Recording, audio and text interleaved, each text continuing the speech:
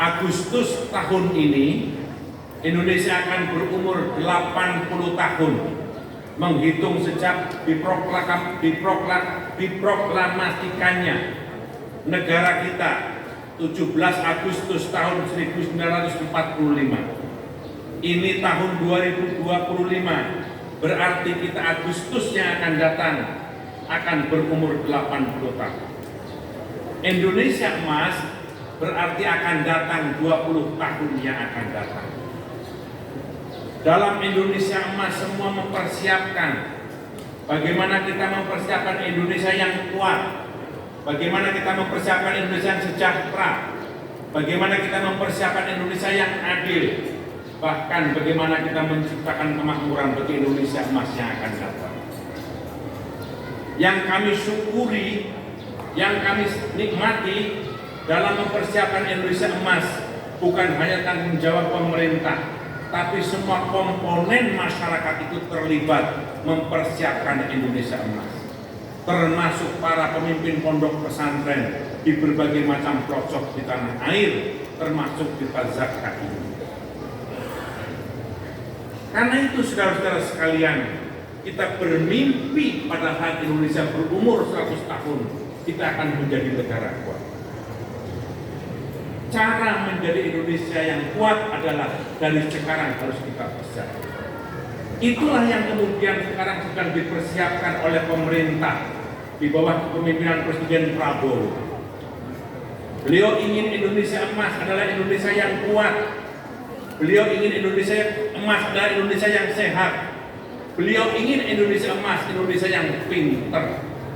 Itu sebabnya beliau meluncurkan program makan siang bergizi.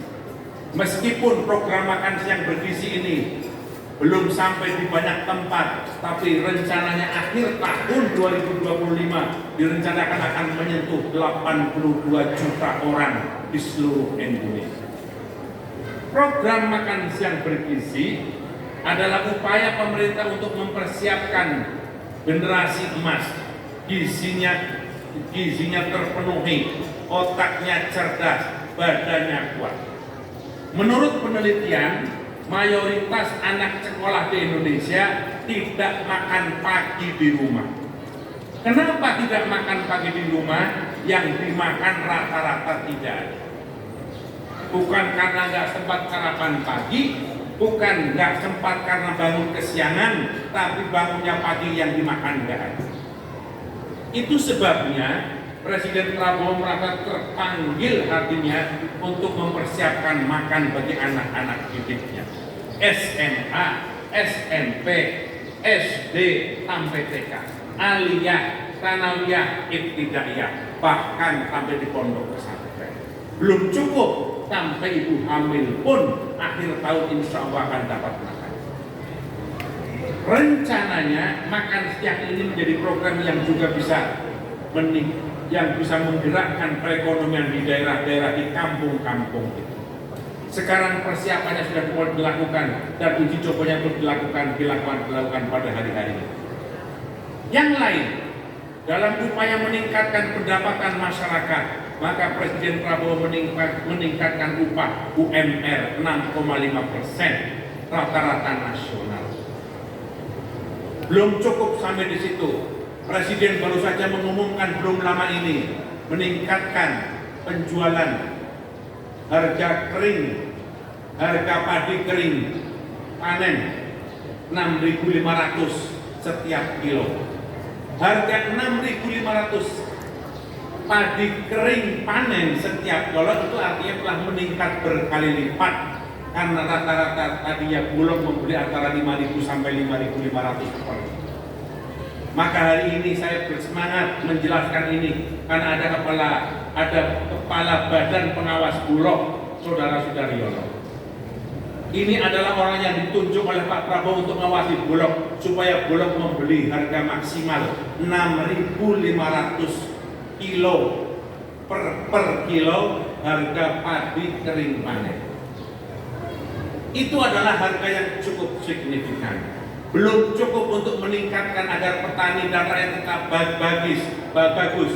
Maka Pak Prabowo mengeluarkan peraturan pemerintah nomor 47 yang menghapus tagih bagi para bank. Pak, Bu, sekarang ini banyak sekali UMKM, petani bahkan nelayan yang terlilit hutang akibat hutang di bank. Puluhan tahun hutang nggak terbayar, dan itu menjadi beban bagi bank di NPL. Mereka dibebani dengan hutang yang sudah puluhan tahun tidak terbayar, ditunggu-tunggu oleh bank nggak bayar. Kenapa nggak bayar? Nggak memiliki kemampuan untuk bayar. Maka melalui peraturan pemerintah nomor 47, Pak Prabowo, Presiden Prabowo menghapus hutang-hutang UMKM, petani dan nelayan yang nilainya cukup signifikan. Hutang itu akan dihapus dengan persyaratan tertentu yang maksudnya adalah agar para petani kita, nelayan kita tidak terbebani lagi oleh hutang-hutang bank. Selanjutnya, mereka bisa berurusan dengan bank karena tidak terkena dengan blacklist. Saudara-saudara sekalian yang saya hormati, ini adalah upaya yang dilakukan oleh pemerintah untuk meningkatkan kesejahteraan, meningkatkan lapangan kerja, dan berbagai macam support dan dukungan oleh pemerintah agar rakyat Indonesia bisa hidup lebih baik. Di sisi lain, semua institusi pendidikan juga mempersiapkan Indonesia emas.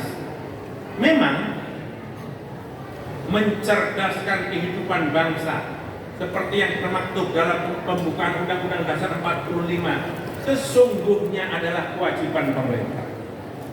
Ketika kita merdeka tahun 45, kita ingin rakyat kita terbebas dari buta huruf. Ketika kita merdeka tahun 45, kita ingin rakyat kita itu cerdas. Maka pemerintah bermaksud mencerdaskan kehidupan bangsa. Artinya apa?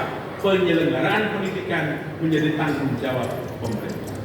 Akan tetapi, pemerintah memiliki keterbatasan dana, memiliki keterbatasan sumber daya, dan memiliki keterbatasan jangkauan. Keterbatasan inilah yang menyebabkan tampilnya berbagai macam lembaga kemasyarakatan dan organisasi keagamaan untuk mendidik rakyat, masyarakat, dan umatnya agar mereka cerdas. Inilah yang kemudian dilakukan oleh banyak pondok-pondok pesantren di seluruh Indonesia, termasuk Tazakar. Karena itu, terhadap hal ini, sesungguhnya negara berhutang dengan lembaga-lembaga pendidikan. Negara berhutang kepada banyak pondok pesantren. Merekalah yang kemudian bertanggung jawab mencerdaskan kehidupan bangsa. Para kiai yang duduk di depan ini, para ulama yang duduk di depan saya ini adalah pemimpin-pemimpin terkemuka di masyarakat yang sesungguhnya mereka sudah selesai dengan dirinya. Yang dipikirkan oleh para ulama, yang dipikirkan oleh para kiai, yang dipikirkan oleh para ustadz dan ustazah adalah bagaimana pendidikannya maju, bagaimana ruang kelasnya mencukupi, bagaimana anak didiknya bisa mendapatkan pendidikan dengan baik, bagaimana para tenaga pengajarnya bisa mendapatkan honor yang layak. Itulah yang dipikirkan oleh mereka, ada yang ada di depan para tokoh-tokoh ini, dan mereka sudah selesai dengan dirinya. Mereka nggak memikirkan tentang dirinya, mereka nggak memikirkan tentang rumah pribadinya, mereka nggak memikirkan tentang keluarganya, karena yang dipikirkan adalah umat, rakyat, bangsa, dan negara. Inilah yang menyebabkan Indonesia sekarang ini tambah maju, Indonesia tambah bersatu, dan kita tambah rukun. Karena apa yang dilakukan oleh masyarakat adalah contoh-contoh yang baik. Mereka melakukan dengan ikhlas, mereka melakukan dengan baik, mereka melakukan dengan tawadu dan rendah hati, dan inilah yang menyebabkan kita semua menjadi negara yang makmur. Baldatun thayyibatun wa rabbun. Banyak hati yang ikhlas bertemu dalam perjuangan kita, banyak kata yang tulus bertemu dalam pendengaran kita, dan